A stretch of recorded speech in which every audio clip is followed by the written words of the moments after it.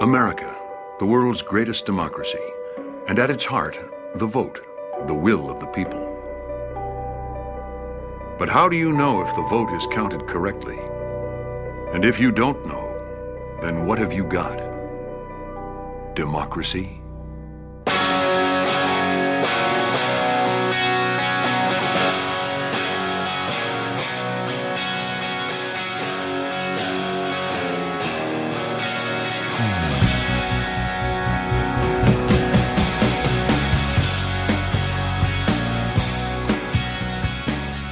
This is the story of a small group of citizens headed by a grandmother from Seattle. They set out on a journey to ask one simple question: how does America count its votes? What they found was secrecy, votes in the trash, and how to change the course of history. Something broken in the promised land.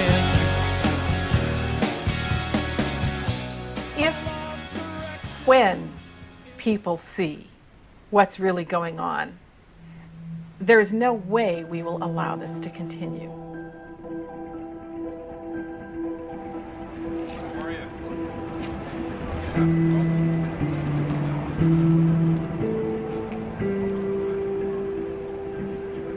Back in 2000, Al Gore lost the presidential election in Florida amongst the chaos and arguments over how to recount the votes. But no one thought to ask how the computers originally counted the results.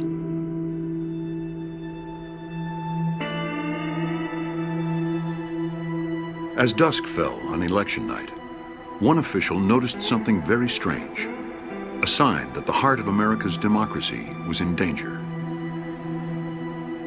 In Volusia County, Florida, an election computer counted Al Gore's totals backwards.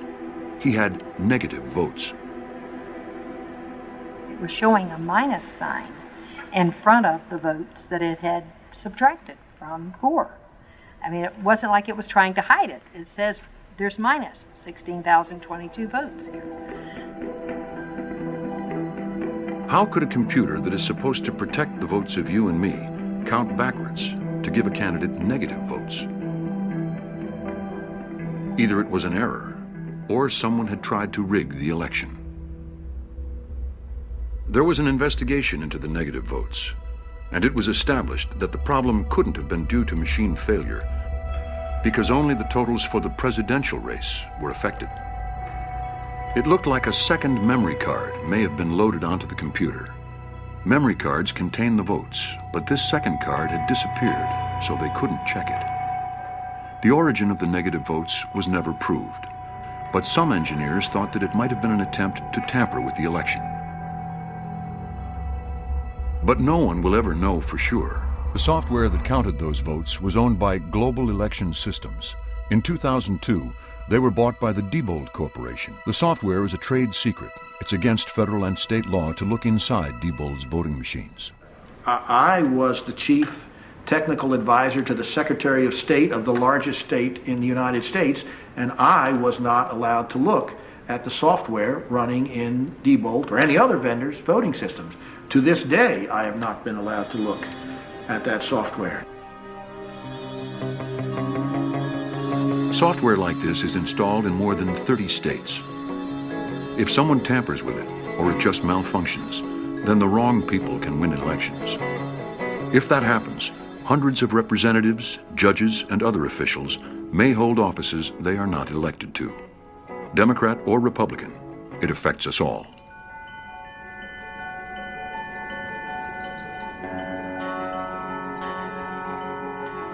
Bev Harris lives in Seattle with her family. A writer, publicist, and grandmother, she knew nothing about computer programming or election systems. But when her county bought a new touchscreen system, she started to ask questions. The answers she got reveal a system in crisis. You know, I had a life before I did this, And I never really envisioned becoming any kind of an activist or advocate. But sometimes something comes into your life and you know, well, if I don't do it, then maybe no one else will, and then maybe I don't want to bequeath that to my children. I put 3 words into a news search engine, voting machines and glitch, and found dozens and dozens of elections that were miscounted by the machines. And about that time, I thought, we really have a problem.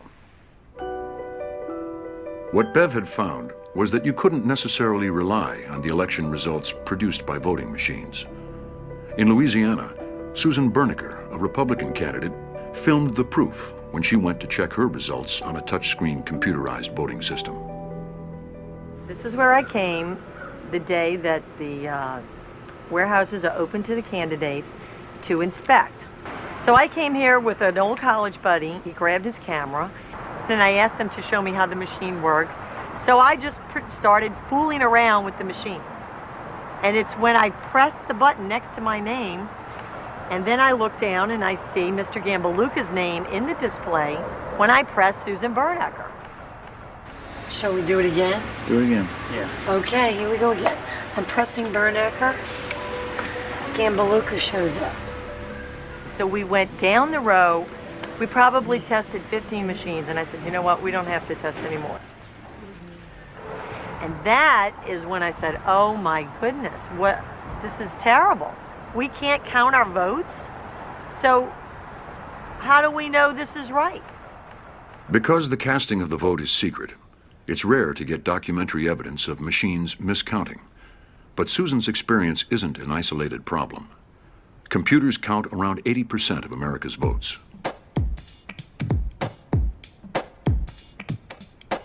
It's the counties that run elections and buy voting machines. So the make and model varies from place to place, but there are 2 major types. On a touchscreen machine, the software counts the selections you make on the screen. Optical scan machines read a paper ballot that you have voted on. 7 o'clock, polls are closed. The votes themselves are stored on the computer's memory cards. This is the voter cartridge. This cartridge is very important, and it goes right into our bag. There it is. These memory cards are taken to a master computer, sometimes called the central tabulator, which reads the votes, adds them up, and then declares the winner. The problem is that you can't see a computer adding up the votes. So, how do you know if it's counted correctly?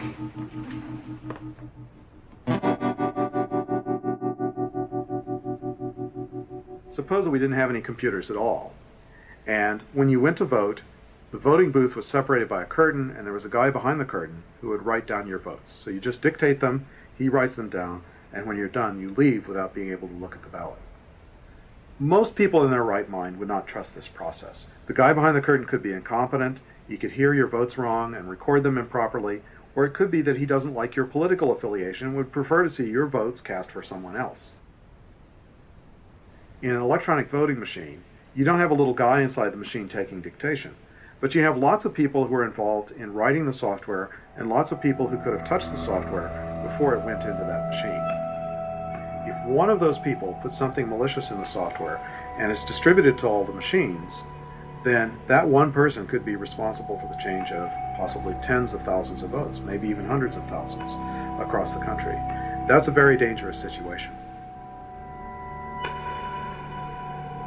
You know, I began looking into these voting machines, and one reason I was so curious is because it's a secret how they work. The companies that make them keep it a secret. None of the computer scientists felt they could even look at the code because the code was supposed to be a secret. The certification labs that examine it keep their process a secret of what they do, and even the election officials who buy the equipment are prohibited by their contract from ever looking and seeing how it works. What happened next really changed my life. I was looking for technicians who could perhaps answer some questions of mine, and while I was looking for technicians, I stumbled upon an obscure web page. The web page was an old predecessor of the Diebold election systems page, and I clicked a link, And that link took me to a site that was not a web page, but it was more like a library or an online filing system. And it contained a bunch of different files, just like you see on your computer. And within those were more files, and within those were more files. And the files were amazing. They were things like the software specifications, the software itself, the drawings for the hardware, the user manuals, passwords in some cases. It was the crown jewels for Diebold election systems.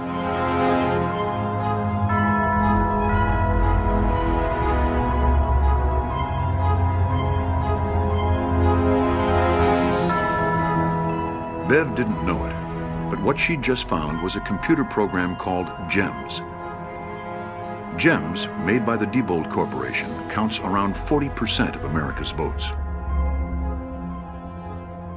So I began downloading these files, and throughout the night I continued to download them. Throughout the weekend I continued to download them. There were so many files. It took about 40 hours to download all the files there were. And then I knew I would be working on this project for a long, long time. Up to this point, only the voting machine companies knew how America's elections were actually counted. When Bev downloaded the Diebold software, the wall of secrecy began to crumble.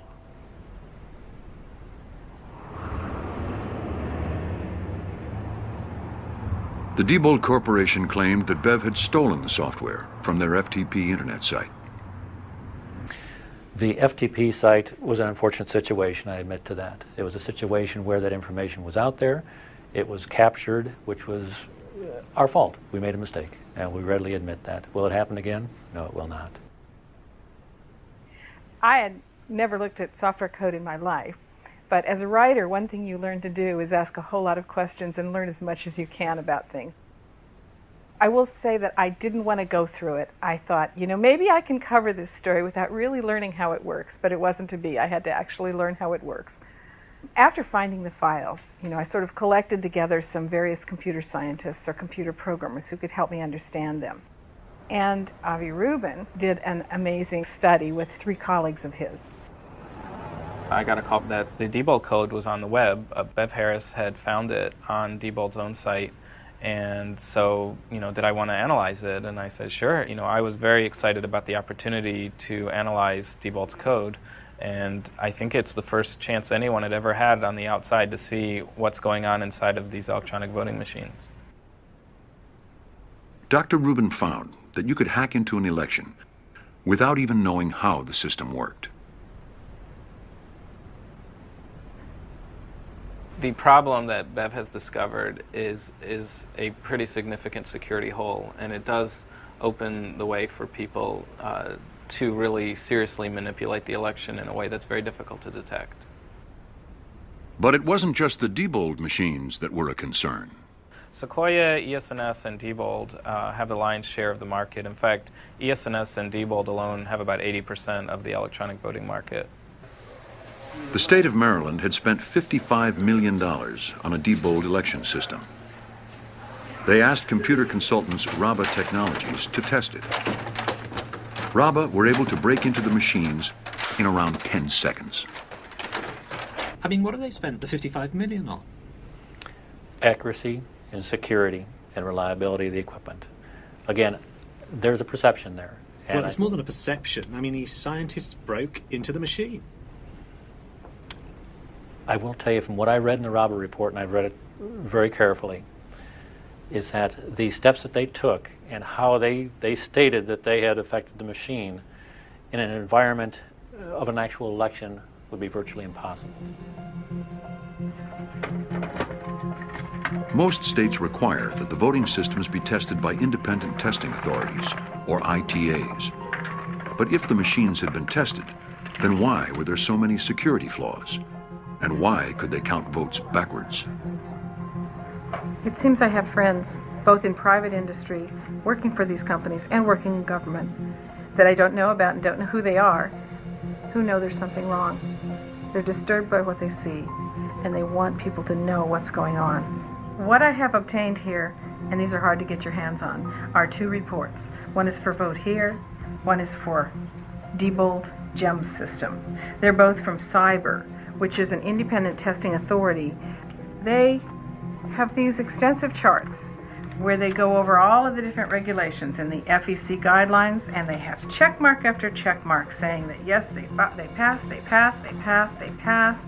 Both of them are the same. You get to the last page, and there's a check mark in the other column. Something wasn't tested. And what was not tested is the security of the system. This is the test that tells us whether these things can be tampered with. And here I have penetration analysis not reviewed by Software ITA. Bev founded blackboxvoting.org, a not-for-profit organization dedicated to consumer protection for elections. She published the results of her investigations on her website. Andy Stevenson, a candidate for Secretary of State in Washington, read her findings and decided to contact her. I was still actually running for office, and my reaction was bleep, I'm screwed. Bev and I couldn't get any answers from our public officials, no matter how much we hounded them. It was just impossible. So we decided on our own to go get the answers. Bev and Andy joined forces. They wanted to know why voting equipment wasn't being tested for security and why it could count backwards.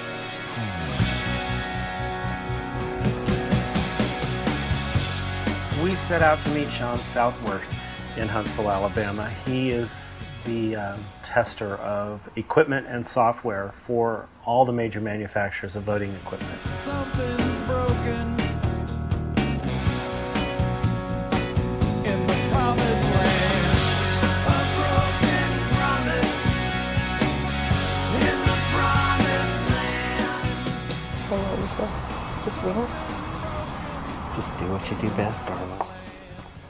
Andy was wired with a small camera. He and Bev wanted to be sure that their conversation with Sean Southworth was properly recorded, word for word.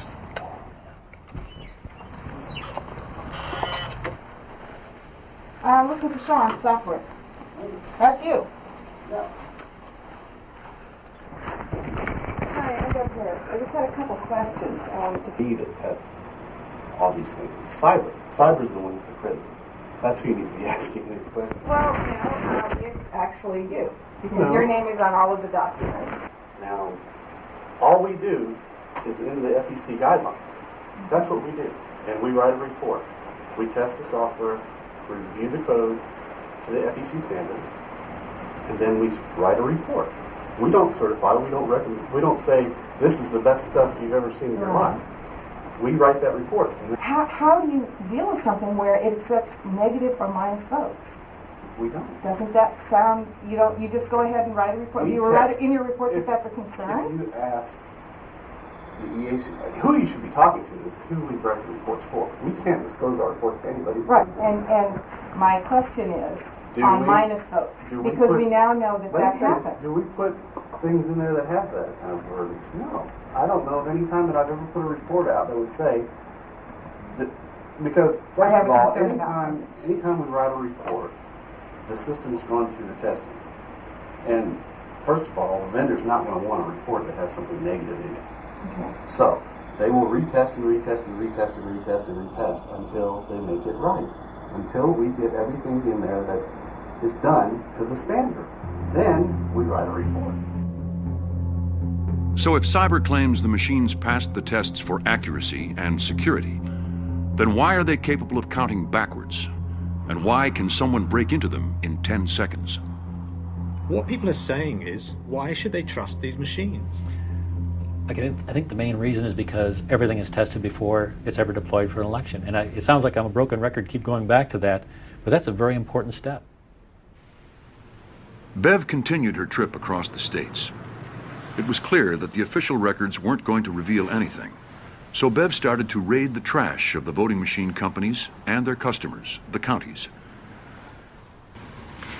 She was joined in her dumpster diving campaign by Kathleen Wynne, an activist from Cleveland, Ohio. Go figure. Okay. Have mercy. That was fun and it smells delicious.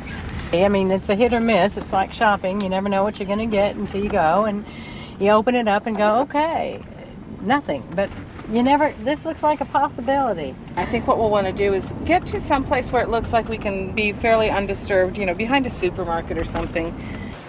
Bev and Kathleen made dozens of raids. It's legal. When they put documents out in a dumpster in public areas, it's perfectly legal to go get them because they're no longer protecting them.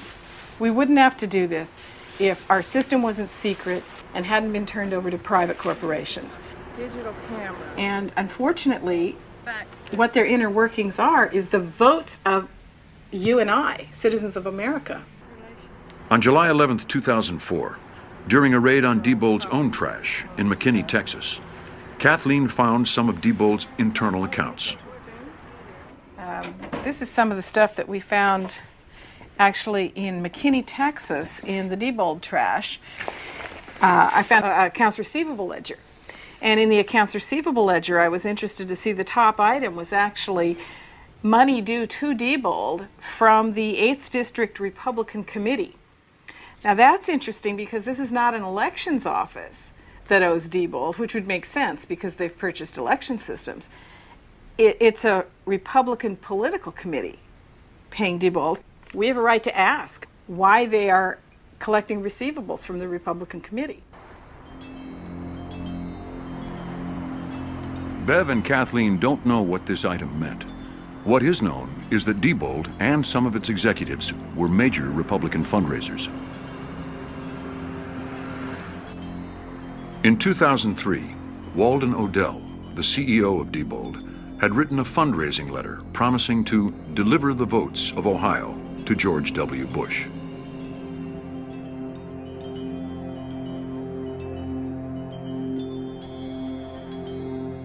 It's important that your company is impartial, isn't it? Yes. So why did your chief executive say, "I am committed to delivering Ohio's vote to George W. Bush in 2004?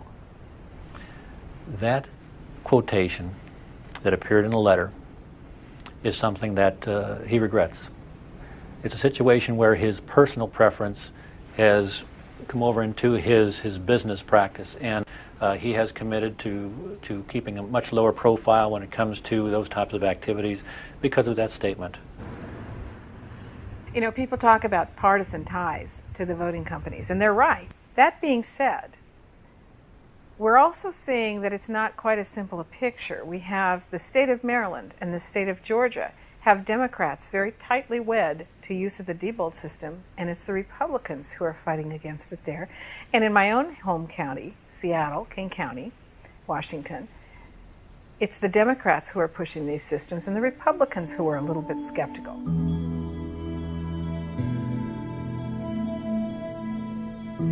The new battleground was California, the center of the computer industry, and the Secretary of State, Kevin Shelley, was getting worried about security. Well, in 2003, Kevin Shelley discovered that one of the counties was running uncertified software, and so he ordered an audit of all of the county's voting machines in California, and he discovered that none of them were using certified software. They later even acknowledged that they were aware of the law, but even though they were aware of the law, they chose to ignore it, and they made those changes without seeking prior approval, which is a direct violation of state law. That's when I first came to realize Diebold's lack of integrity as a company. Diebold was called to account by the state of California. At stake was millions of dollars worth of business, and Diebold was forced to put their president, Bob Urosevich, on the stand. As you know, about a year ago, one version of the source code of the Diebold TSX system escaped your control, and some months later was investigated by a group headed by Avi Rubin, Professor Avi Rubin of Johns Hopkins University, and they wrote a report which found numerous severe vulnerabilities in the code that they saw. I would like your general reaction to those reports before we go a little more deeply. Basically, the code was stolen. In there is passwords. In there is our encryption technology. Okay, now, I'm not a rocket science, but let me tell you, if somebody steals the key to my house, the first thing I'm going to do is probably change the lock.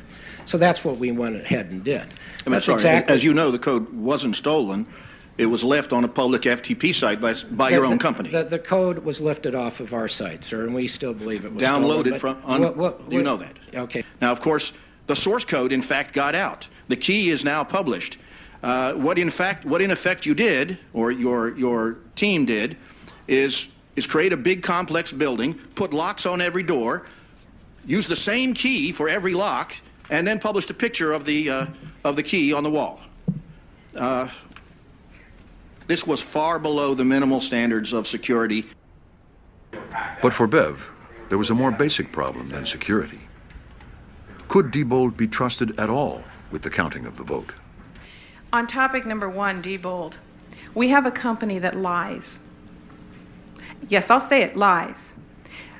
Up here this morning, they were saying they'd made all the changes in the software to fix the multiple flaws that would have never been found in the beginning if I hadn't have found their files on the website, by the way. But, you see, there's something called release notes. It's a legal document. It is something that must show everything you did and did not change when you put out a new version. I obtained the release notes for GEMS. They did not fix any of the problems. This stuff was never corrected. I don't know what to say. How can you have a company say we want secret software that nobody, even the county registrars who are here testifying on their behalf, is allowed to look at? And when you look at it, you find flaws, and then they say, oh, you don't know what you're talking about, so you turn it over to scientific panels. They find flaws, they say, oh, don't worry about it, we corrected it, and that's a lie.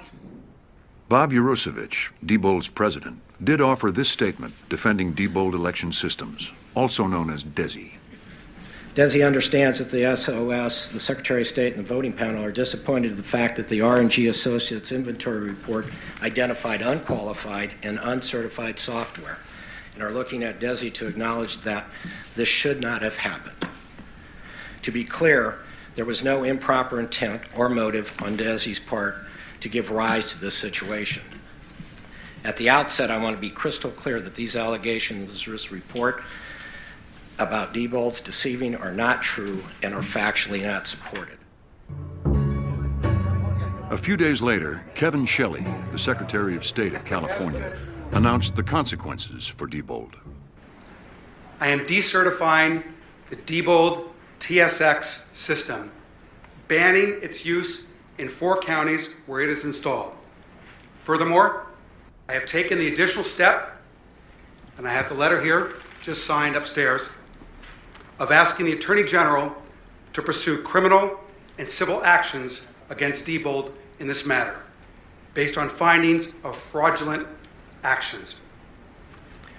We will not tolerate deceitful tactics as engaged in by Diebold.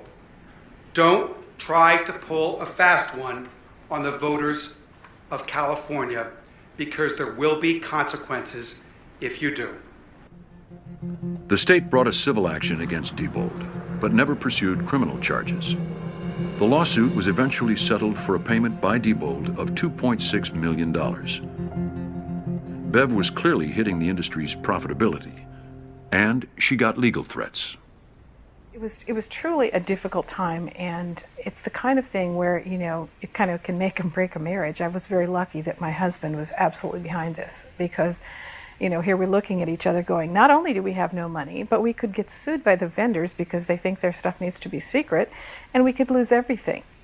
And he simply said, my family's been fighting for the right to vote. My husband's African American. He said, my family's been fighting for the right to vote for 6 generations.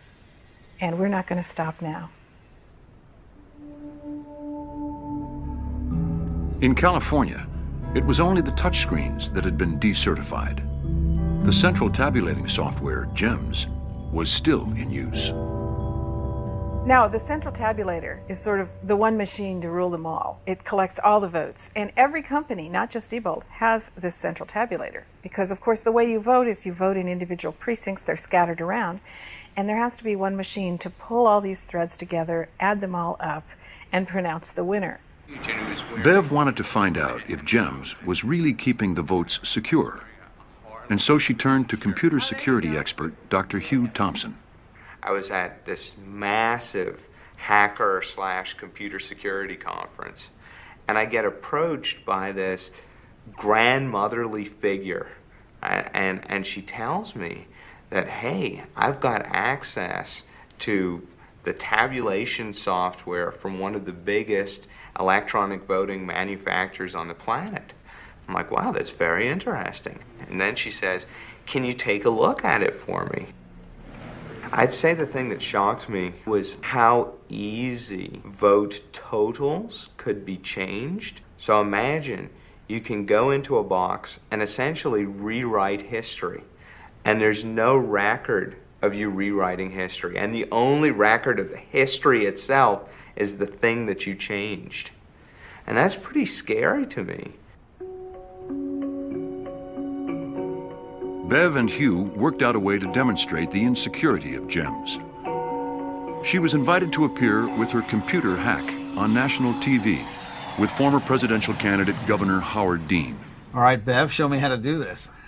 Well, what we have here is the central tabulator computer. Now, in a voting system, you have all these different voting machines at all the different polling places. All those machines feed into the one machine so it can add up all the votes. So, of course, if you were going to do something you shouldn't to a voting machine, would it be more convenient to do it to the 4,000 machines or to just come in here to one machine and deal with all of them at once? The GEMS program is the program that is the central tabulator program. And I'm going to put in a password here. Okay, we're in now. This is the official program that the county supervisor sees. As we can see here, Howard Dean has 1,000 votes, and Lex Luthor has 500. So you're beating Lex Luthor, and we're 2-1. Yes, and Tiger Woods unfortunately doesn't have any votes yet. All right. All right, let's close this out. I was just showing you the legitimate way to go in and look at votes, which of course you can't tamper with. Go to the Start menu, and I'm going to show you something tricky. And I want you to go to My Computer and just click that. And you're going to see go to Local Disk C and go to Program Files. Go to Central Tabulator Votes and then go to the sum of the candidates, which is that table. You see we have 800 votes here for you and 400 for Lex Luthor. Let's just flip those. We'll make that 400. And we'll give 100 votes to Tiger. Let's just see what happened here. We'll go back into GEMS the legitimate way. And as you can see now, Howard Dean only has 500 votes. Lex Luthor has 900 and Tiger Woods has 100 votes. We just edited an election. It took us 90 seconds. Diebold and election officials all over the U.S. still insisted that their systems were secure. They said that despite Bev's GEMS hack, there were checks and balances, and that inconsistencies in vote totals would be detected in an actual election. This was just 2 months before one of the closest presidential elections ever. Those checks and balances were about to be tested. Oh my goodness, you're getting so big.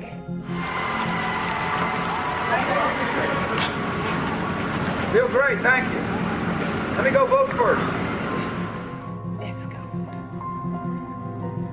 Okay, let's see if I can follow instructions. The world watches our great democracy function. All right, we'll put you down for a second, sweetie. It's that magic moment when the greatest democracy on the face of the planet gets to show the world how we work. It would be nothing better for our system, for the election to be conclusively over tonight, so that I think it's going to be me, so I can go on and lead this country. The politicians said everything was fine, but it wasn't. The machines weren't just insecure. They malfunctioned, leaving thousands without a vote. And now, nobody knows.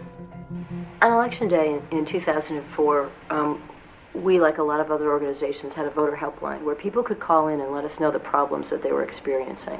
We logged in over 200,000 calls, and many of those people left a voice recording of what they actually experienced. When I made my selection, it jumped from the square that I touched to the square above. They said half of the machines were broken.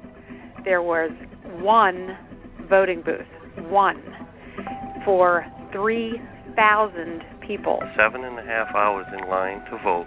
And they put 2 machines in another area with only 300 people and gave us 2 machines with 3,000 people. And they have a lot more in the outlying, richer communities, and they don't have lines there. I am hardly around the first of the 3 rooms that I have to wait. The line is out to the street. 4 to 5 hour wait, you can't do. You can't do that. Women with children having to stand outside in the pouring down rain. There were a lot of people who ended up not being able to vote because they just couldn't stay in those lines. There were a lot of elderly people there. It is not the people who do the choosing. Everything is so fixed. It's so fixed.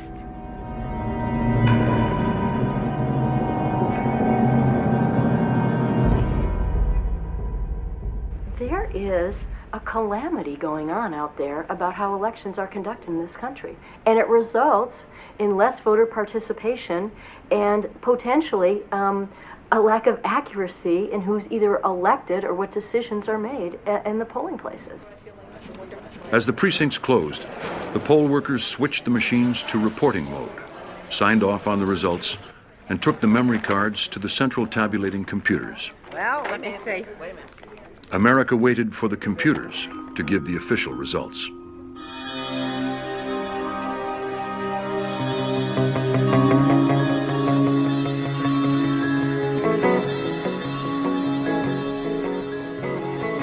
Go to John first. Karen Hughes sounding pretty upbeat right now. John, what are you hearing? But look, no Republican has ever won the White House without winning Ohio. That is a cliche. We repeat it a lot, but it also happens to be true.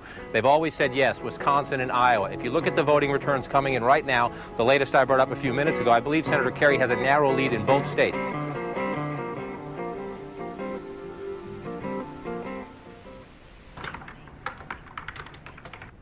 I didn't turn on the TV for the election results, and I didn't turn on the radio.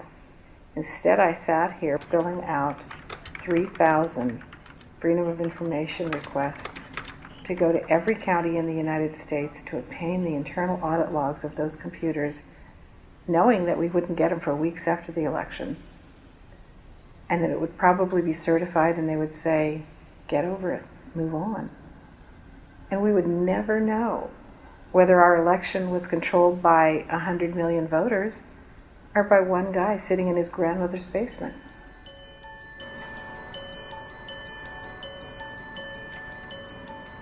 Black box voting needed the logs of all activity on the voting machines so that they could conduct an investigation for the people. They wanted the vote count to be independent from partisan politics.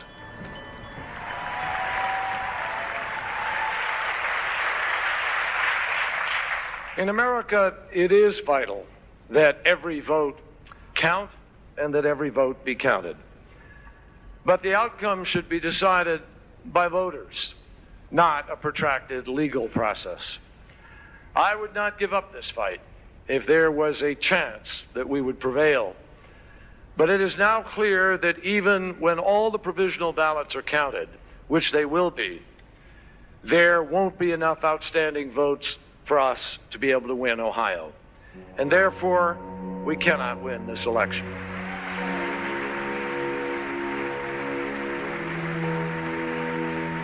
People were stunned. John Kerry had promised to challenge the machines and amassed a network of lawyers to protect the votes. And then, Kerry stopped any investigation by conceding, less than 12 hours after the polls had closed. Cliff Arnebeck, an Ohio election attorney, spoke with John Kerry shortly after. A call from Senator Kerry comes into the hotel room, which a group of us are there meeting with Reverend Jackson.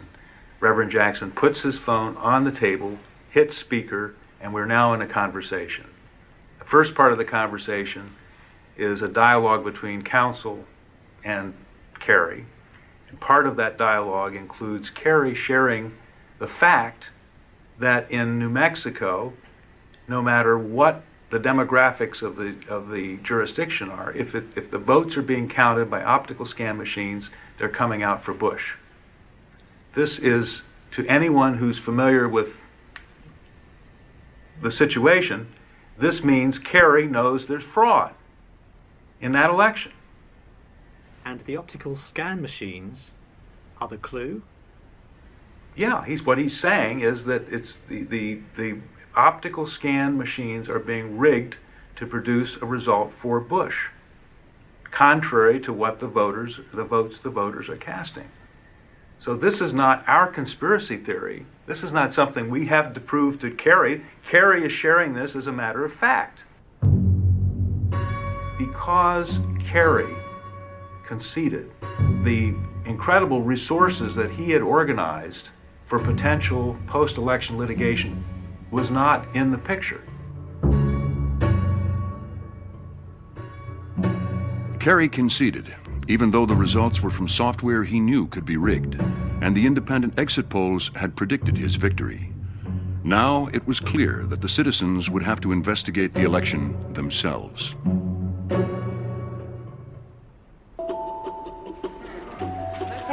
Another 4 a.m. Bev and black box voting decided to start in Volusia County, Florida, where Al Gore had received his negative votes in 2000. Bev wanted to start by checking the printed results from each voting machine. Our election, I thought, went extremely well, and I'm very tickled about it because it was my final election to perform. I'll be retiring on December 31st. So you can imagine how I was praying to come out with a smooth election at the end. I have one question. These are not copies of the signed ones. These are new ones. Give out the signatures, first of all. Now, one of the things we had asked for was the voting machine results tapes, copy of them, signed by the poll worker for Election Day, which was November 2nd. But the date was November 15th.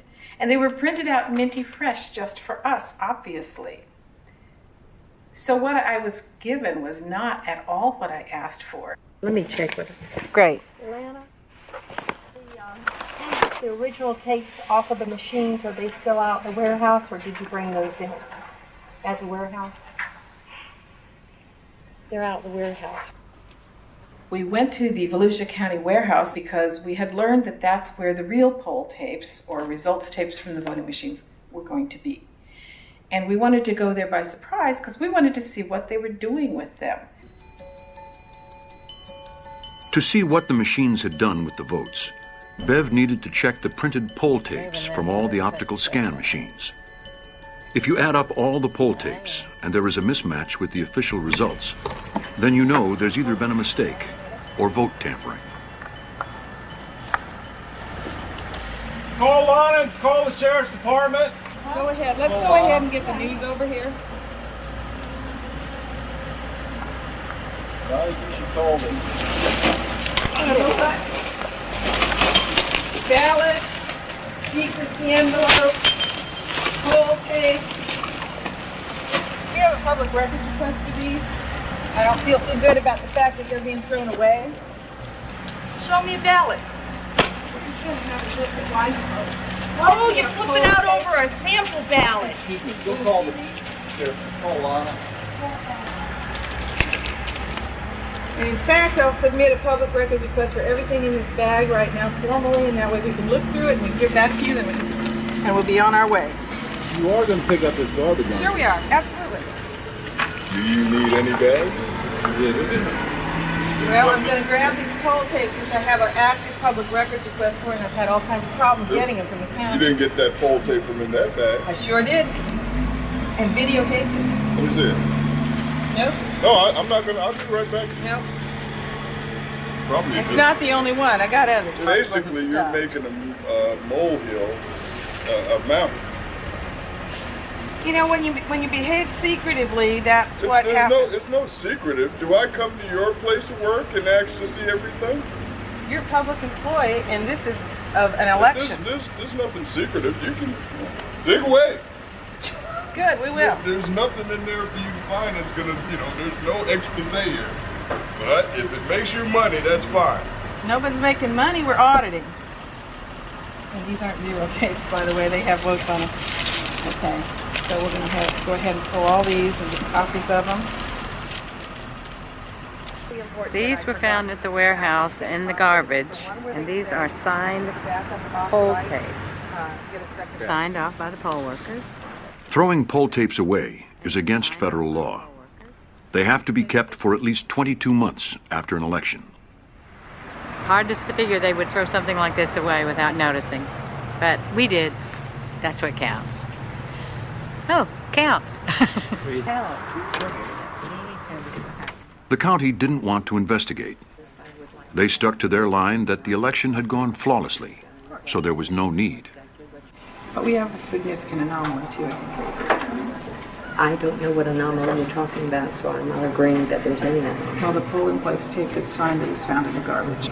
I would think that as the supervisor of elections, you would be very concerned about this, frankly. I mean, you can't throw away polling place tapes from November 2nd that are signed by 6 poll workers and put them in the shredder. I think we all understand that. Bev decided to go through the poll tapes Deanie had given them and compare them with the original signed ones. We had asked for the signed poll tapes and they didn't give them to us, so we're looking at them now and they don't match the ones you guys gave us. So. This is a big discrepancy. Okay. On the 215A00, signed. Mm-hmm. The number of votes for Bush are 520. On the A01, it's 211. And that's a big, big discrepancy. You're hundreds of votes off between what we were given and what was signed. Okay, that's fine. We're going to put it back. It's fine. So we're missing this baby, 733. Yeah, that one. This is fine. Okay. So this is 90.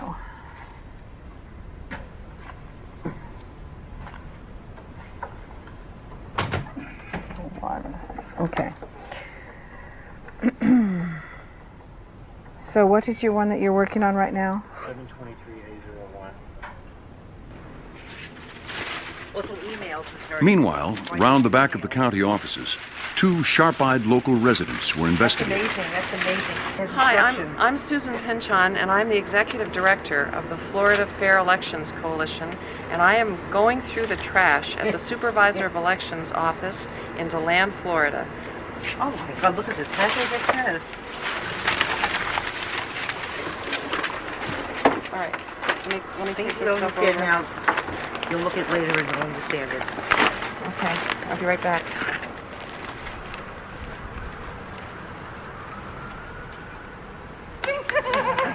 Bravo. These are polling tapes, and actually one of these tapes are the ones that we were missing from this morning. This is great. You found the missing tapes in the garbage. And you should see me now. I'm in Volusia County, Florida, home of the negative vote totals.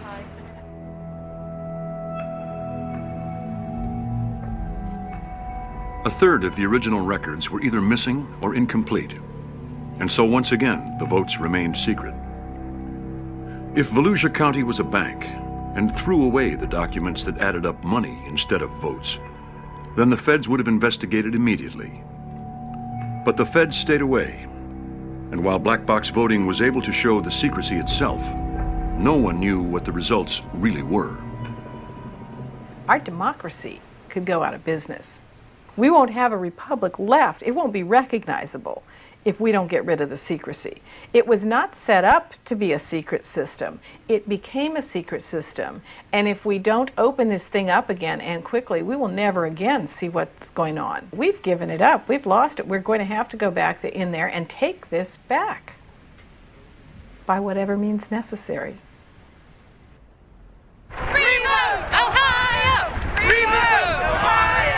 In Ohio, citizens were angry, claiming that the election had been fraudulently counted and that voters had been turned away illegally. They needed a recount. In the end, It was the Green Party's presidential candidate, David Cobb, who decided enough was enough. I launched a recount in order to investigate the allegations of voter suppression and fraud that were pouring in. This was a chance for black box voting to really find out how the votes are counted. And Kathleen went back to her hometown, Cleveland, in Cuyahoga County, Ohio.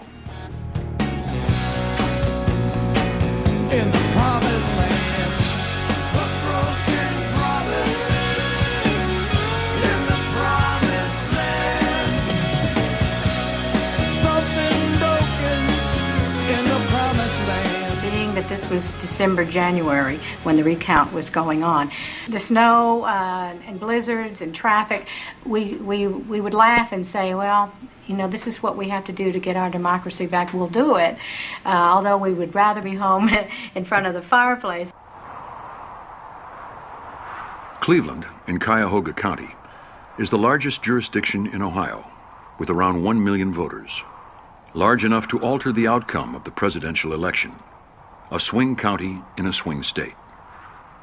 What are you getting up so early for today, and what are you going to go do today? We're going to count the votes and make sure they're counted right. The reason that I bought a camera is irrefutable proof. I didn't ever want to be misunderstood or misquoted, so that way there'd be no question. Good morning, everyone. How's everyone doing?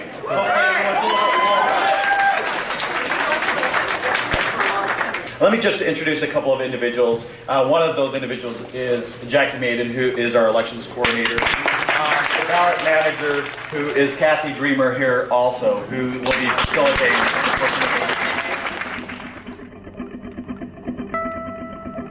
Cuyahoga was still using punch card ballots, counted by a computer running secret software.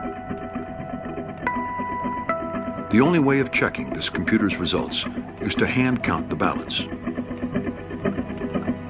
Under Ohio law, however, you must first hand count a random 3% sample. You are only required to recount all the votes if that sample doesn't match the computer results. Tell me how you feel about this today. Well, it's exciting. Like you said, it's part of history. You know, it just we do recounts all the time. It's not that big of an issue for us. It's just for the public to see it. Recounts are not just for the public to see. The public is meant to check that the election results are correct. After all, it's their vote. Almost immediately, the observers suspected that someone had tampered with the ballots. It seems like all the Bush and the Kerry seem to be like clumped together. So there might have been some pre-sorting. Somehow those cards were manipulated so that they were grouped. And I don't know anything about how that happened. Nobody's been able to answer that question for me. We've got about 2 more hours worth of work on hand-counted ballots. And that's it? And then we'll continue to run through the tabulation machine. And they're starting to inspect poll books, and everything's going very well. Great, thank you. And I did manage to capture all the election officials saying everything's running smoothly, everything's going perfectly. So whenever they say that, you know, they've done something to make certain of that.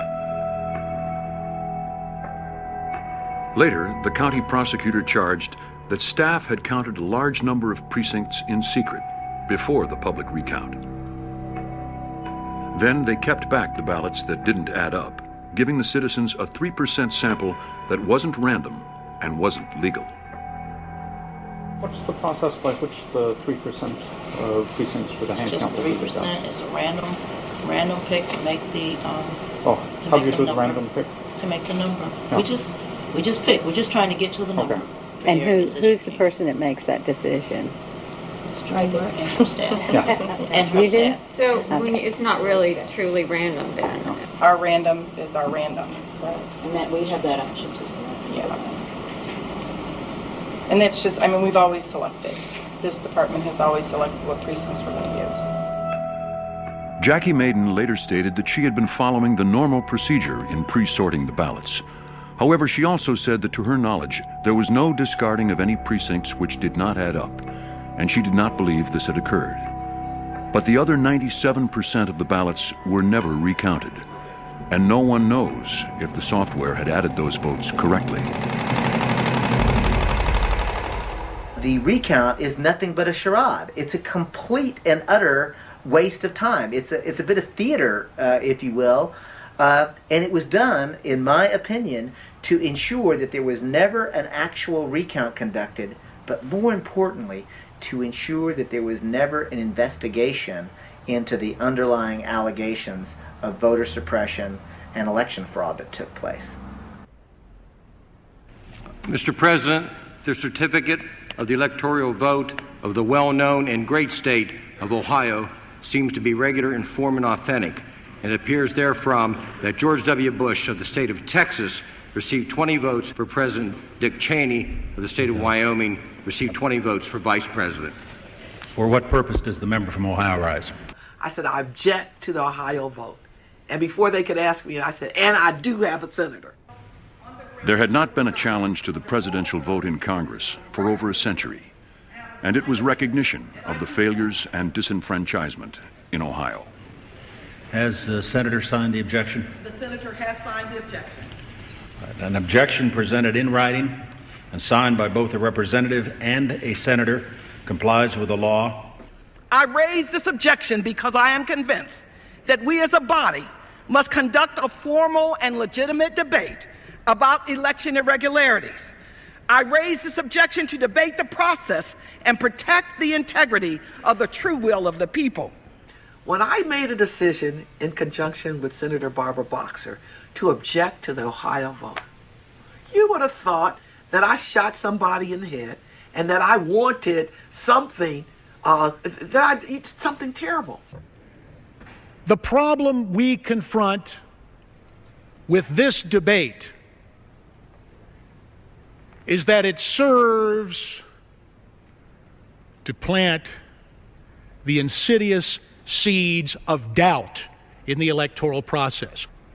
They accuse the president, who we are told is apparently a closet computer nerd, of personally overseeing the development of vote-stealing software. We also were all elected under the same rules and regulations that we're discussing today. I don't know that we helped the process. I don't know that we helped the process by casting doubt on what all of those people that work at elections all over America do. Those favoring yeas and nays will rise. Sufficient number has arisen. The yeas and nays are ordered. Members will record their votes by electronic vote. Although the Ohio election was certified by Congress, politicians had been forced to look at a system that served themselves and not the people. Tragically, around the same time, Andy Stevenson was diagnosed with cancer. He died in July. Maybe this is the legacy I'll leave. Maybe I'll leave this behind for people to remember me, so that when I do go, when my time comes to meet my maker, I'll have something, a little piece that I left behind that people can point and say, well, yeah, he was here.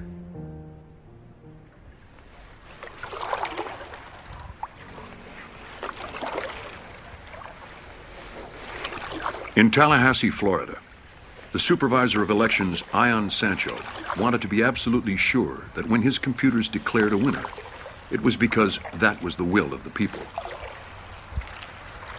The vendors have entirely too much power in the elections arena today. Election officials are really overly dependent upon the vendors. Vendors control what kind of technology may be offered in a state. We're essentially hostage to the financial desires of private interests to conduct the most public of our procedures, public elections. Ion asked Black Box Voting to look at his Diebold optical scan system, and they invited computer security expert Harri Hursti from Finland. This is a first. We're going to be looking at the machines, the real machines. That's a real system that's actually been used in real elections. So this is exciting. Welcome to Tallahassee. Hi. Harry Hurst, nice to meet you. Hi, I'm Sancho, Harry. This is where we count the votes on election night. It's Thomas James. Thomas? How you doing? Great to meet you. One of the things that the vendor told us was that people would not be able to access this, that every time you entered into the system, that the system would record that. Dr. Hugh Thompson and Harry Hursty believed that they could change vote totals without being caught. Hugh tried hacking GEMS, the computer's vote counting program. He used an election held at a local high school. Nadia Smith had come in second with 322 votes. They decided to make her the winner. So I go into this election file, and if I do, I'm asked for a password, and I have no idea what the password is. But Hugh had written a program that automatically looked for Nadia's vote total and then changed it to 5,000. When they called up the results page, Nadia had won, but the computer showed no evidence of fraud. It does give me great concern over the failure of the system to realize that you can slide by and come around through another direction and bypass the password. But Hugh could have been caught if the final totals on GEMS were checked against the original printed out results.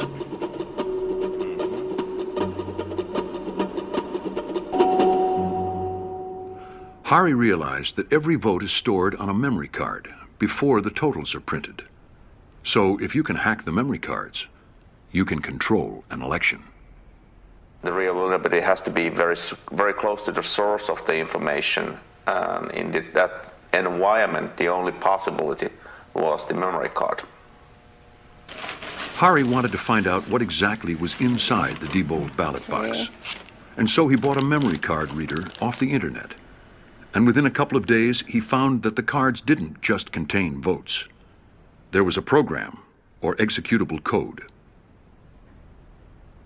Well, if someone would have told me that in this system there is a living thing, an executable, modifiable program stored in the same place as the very data which is the most secure in this system, I would say you have to be misunderstanding something, crazy or lying.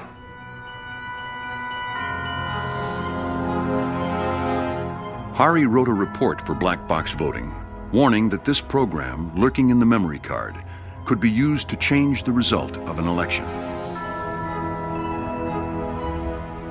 What happened after that was that Diebold basically dismissed and stonewalled the report. Diebold sent letters to officials across America denying that there was any executable code on the memory cards.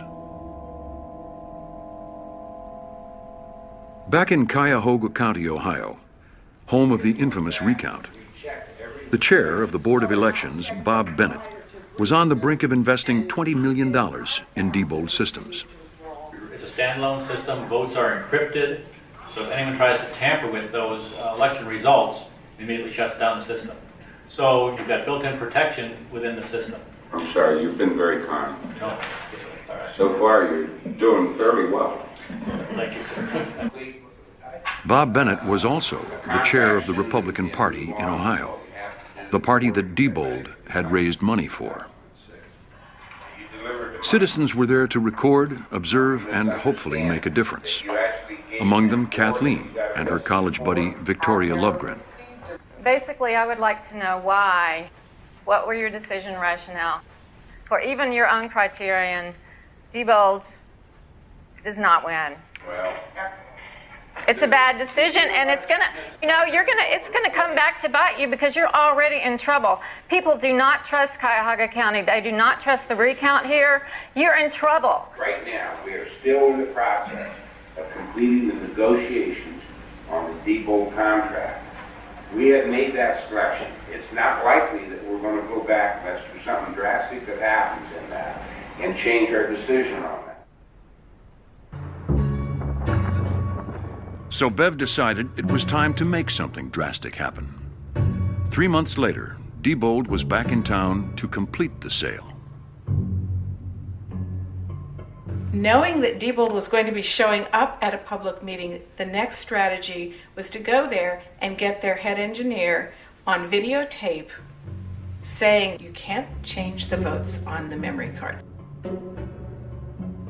So my question for Diebold would be, again, either do you not know what was done in these security tests, or did you just tell something that's not true? I think that deserves a response from Diebold and Ms. Harris's question. The question was changing votes, and did they know or not?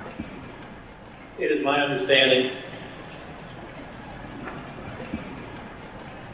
that because there is no executable program on the memory card, that the actual votes on the memory card cannot be altered. Could you remind us, are you an engineer yourself? No, I am not an engineer, but I can work with our engineering crew. In fact, Pat, you want to step up here for 1 second? Hi, I'm Pat Green. I'm Director of Research and Development for Diebold. Ms. Harris, could you phrase your question again? Can votes be changed using only a memory card? No, I do not believe votes can be changed using only a memory card. That particular situation is detected by the software. The report that was written, that I have read, guesses that something like that might be possible, but says that they did not actually accomplish that or even test that. These are very strong statements. These are statements that we took to be a challenge. These are statements that we wanted to find out if they were true or not. And so Bev went back to Tallahassee to see if votes could be changed. For Ian, there was another reason to test the memory cards. As one of the most trusted Florida election officials, he had been appointed to oversee the 2000 presidential recount. The recount might have discovered why Volusia County's computers counted backwards to minus 16,022 votes. But when the Supreme Court stopped that recount, Ian was left with unanswered questions. One of the reasons that interests me about the Volusia County situation and what happened there is that we in Leon County used the identical voting system, the Diebold AccuVote 2000. And in the 17 years that I've been an election administrator, my experience is that that kind of subtraction cannot occur accidentally. Someone consciously tried to affect that computer system and consciously tried to perpetuate a fraud, to steal votes.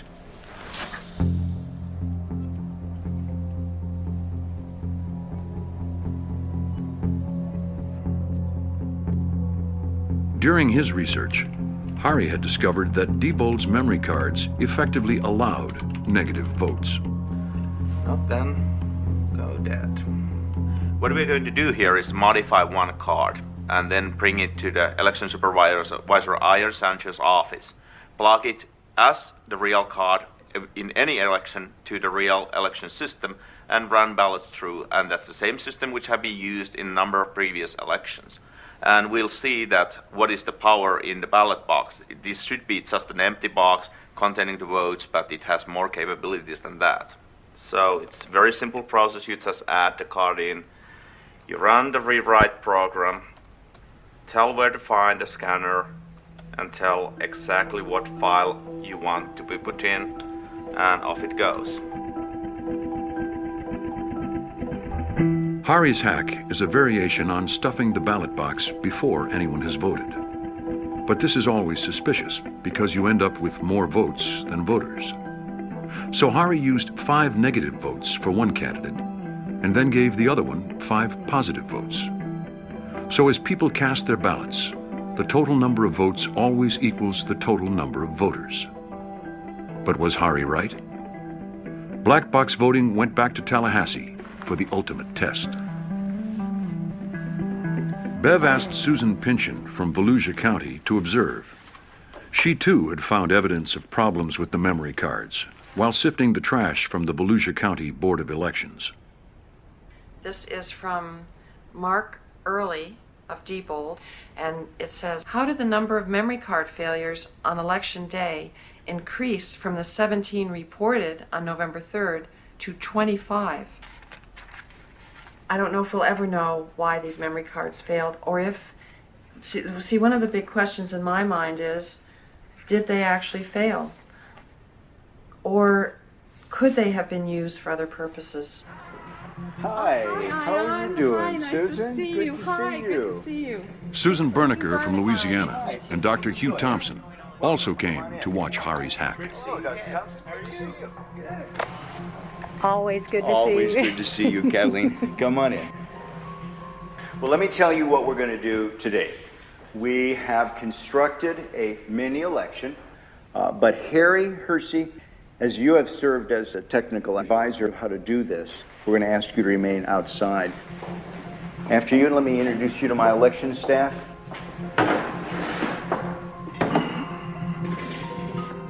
To ensure that we've not prepared some sort of a device that has been pre-rigged, pick the number, and then we'll grab that unit, and that will be the device that we will count the ballots on. I just feel like this is the one. Okay, and the winner is unit 15191. 5191.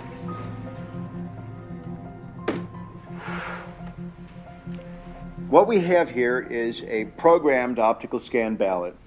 There is only one question on this ballot. Can the votes on the Diebold system be hacked using the memory card?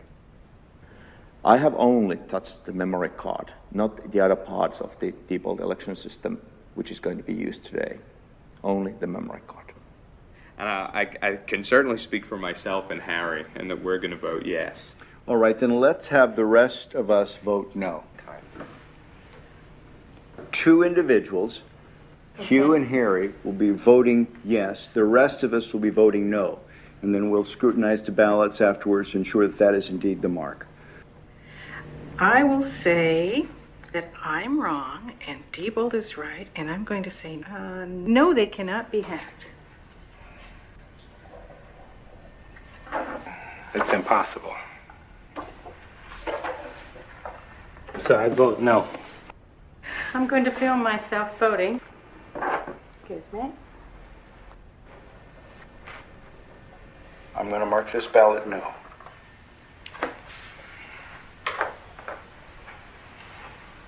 Dr. Thompson?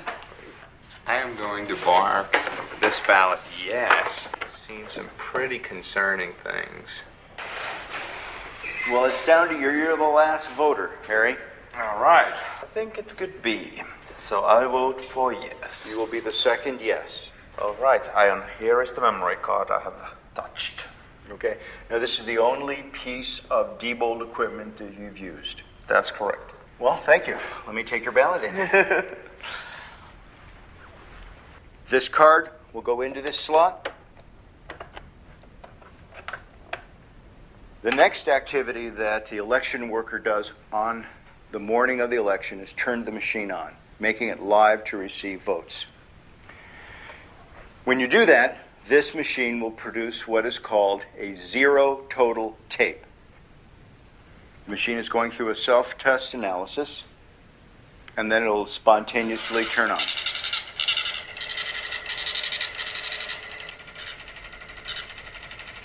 This is Harry's card that is telling us that there are 0 votes stored in the memory. Okay, let me get the ballots. Let's insert a yes ballot. We're going to put in another no. 7. And the last no ballot, 8.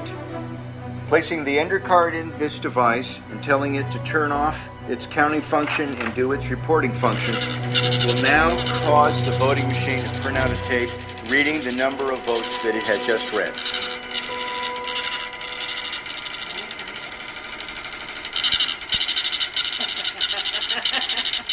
Oh my. Of course. Oh no! What is it? What is it? 7 yes, 1 no. Oh my God! Oh my gosh. Let me see. Here's the tape. 7 people said it could be hacked. And we put through 6 and 2. 6 no's no and 2 2 yes. yeses. Oh my gosh, do you know what this means? How do we know that Hari didn't just change the report and the votes themselves on the memory card are still correct? If that was the case, when they go into GEMS, the results would be different, isn't that right? I mean, the only way to know that is to read them into GEMS and to check the vote totals. See what GEMS says. So should we do that? I think we should, because I want to confirm for my own analysis, is this just a superficial? Right, that's a good question. Did we just change the words on this paper? And we will upload this memory card .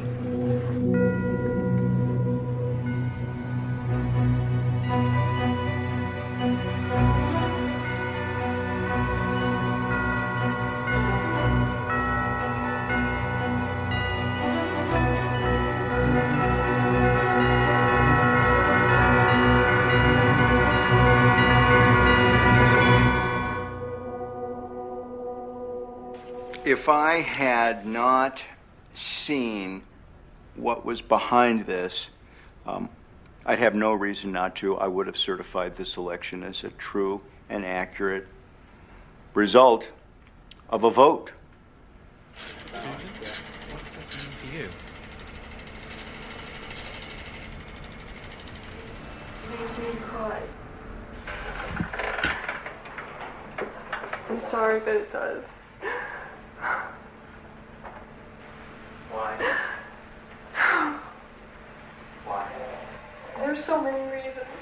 The reasons because there are people out there who are giving their lives to try to make our elections secure, and they're being called conspiracy theorists and technophobes, and these vendors are lying and saying that everything's all right, and it's not all right. And I'm crying because I'll quote somebody that I know who said that it's as though our country is one country pretending to be another country. How can this be happening to our elections? This really does affect me.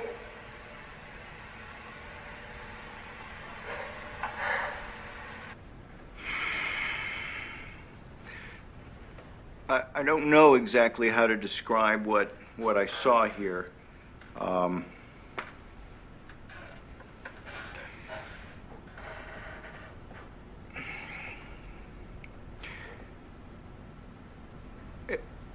I think we, as election officials, need to be a little bit more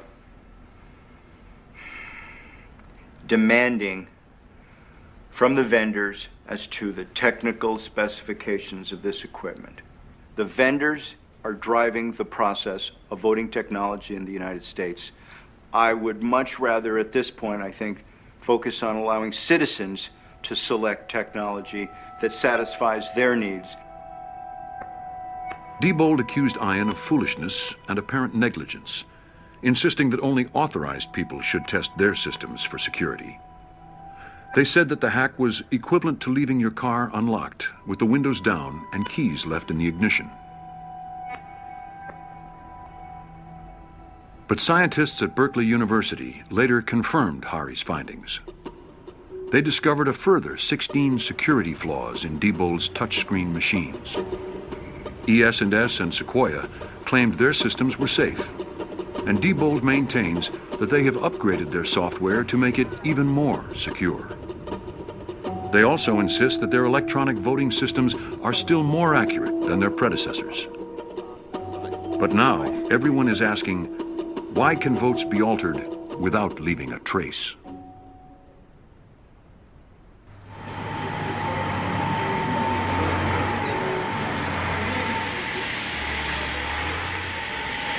Cuyahoga, however, did not change their minds after the hearings and spent $22 million on touchscreen and optical scan machines from Diebold.